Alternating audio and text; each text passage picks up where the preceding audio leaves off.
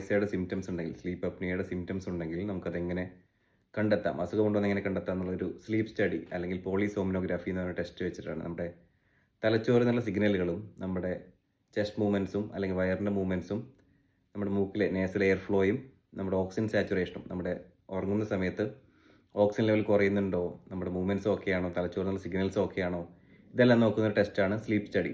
ഒറ്റ രാത്രി കൊണ്ട് നമുക്ക് വീട്ടിൽ നിന്നോ അല്ലെങ്കിൽ ഹോസ്പിറ്റൽ സ്ലീപ്പ് ലാബിൽ നിന്ന് നമുക്കത് ചെയ്യാവുന്നതാണ്. നെക്സ്റ്റ് ഡേ റിസൾട്ട് കിട്ടും. അതിലത്തെ വാല്യൂസ് വെച്ചിട്ടാണ് നമുക്ക് അതിൻ്റെ ട്രീറ്റ്മെൻറ്റ്. ആവശ്യമെങ്കിൽ നമുക്ക് ഇവിടുത്തെ കഴുത്തിൻ്റെ ഒരു എക്സ്റേ ആവശ്യമുണ്ടാവും, ചെസ്റ്റ് എക്സ്റേ ആവശ്യമുണ്ടാവും. സോ ഇതെല്ലാം നമുക്ക് ഇതിനെ കണ്ടുപിടിക്കാനുള്ള വഴികൾ.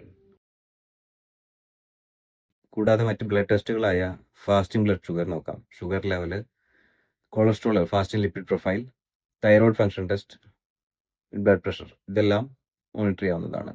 സോ എങ്ങനെ ട്രീറ്റ് ചെയ്യാം? ഫസ്റ്റ് ഓഫ് ഓൾ നമുക്കിത് ലൈഫ് സ്റ്റൈലായിട്ട് വരുന്ന ഇപ്പോഴുള്ള ജീവിത രീതി മൂലം വന്നിട്ടുള്ളൊരു കൂടി വരുന്നൊരു അസുഖമാണ്. So first of treatment is lifestyle modification.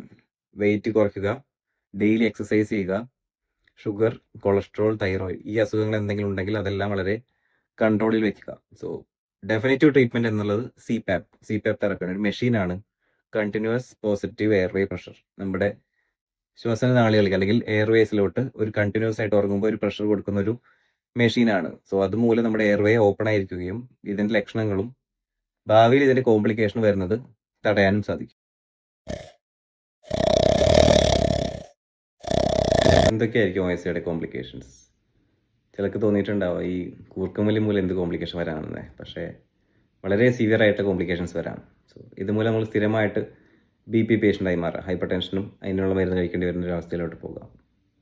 ഇതുമൂലം അരിത്മിയാസ് വരാം, അതായത് ഹാർട്ട് ബീറ്റ് ഒരു 100ൻ്റെ അടുത്ത് അടിക്കുന്ന ഹാർട്ട് ബീറ്റ് ഒരു 200-250 റേഞ്ചിൽ അടിക്കുകയും സഡൻ കാർഡിയക് അറസ്റ്റ് വരികയും ചെയ്യാം. സ്ഥിരമായി OSA നിൽക്കുന്നത് മൂലം ഭാവിയിൽ നമ്മുടെ ശ്വാസകോശത്തു നിന്ന് ഹാർട്ടിലേക്ക് പോകുന്ന രക്തക്കുഴലുകളിലെ പ്രഷർ കൂടുകയും അതുമൂലം ഹാർട്ട് ഫെയിലിയർ വരികയും ചെയ്യാം. ഡയബറ്റിസ് വരാൻ സാധ്യതയുണ്ട്. ഉറക്കക്കുറവ് മൂലം റോഡ് ട്രാഫിക് ആക്സിഡൻറ്റ്സ് വരാൻ സാധ്യതയുണ്ട്. സഡൻ കാർഡിയക് അറസ്റ്റ് വരാൻ ചാൻസ് ഉണ്ട്. സോ ഇതെല്ലാമാണ് ഇതിൻ്റെ കോംപ്ലിക്കേഷൻസ്. സോ നമുക്ക് കൂർക്കം വലിയോ അതുമൂലമുള്ള മറ്റ് ബുദ്ധിമുട്ടുകൾ, അതായത് കിതപ്പ്, പകലുള്ള ഉറക്ക കൂടുതൽ, ഇതെല്ലാം ഉണ്ടെങ്കിൽ അടുത്തുള്ള പൾമണോളജിസ്റ്റിനെ കൺസൾട്ട് ചെയ്തിട്ട് ആവശ്യമെങ്കിൽ സ്ലീപ്പ് സ്റ്റഡി ചെയ്ത് നോക്കേണ്ടതാണ്. ഭാവിയിൽ ഇതിൻ്റെ കോംപ്ലിക്കേഷൻ തടയാൻ, ഇപ്പോൾ നമ്മൾ കൂർക്കം വലി മാത്രമുള്ളതെന്ന് വിചാരിച്ചിരിക്കാം, പക്ഷേ ഭാവിയിലുള്ള കോംപ്ലിക്കേഷൻ തടയാൻ കൃത്യമായ ട്രീറ്റ്മെൻറ്റ് എടുക്കേണ്ടത് വളരെ അത്യാവശ്യമാണ്. Thank you.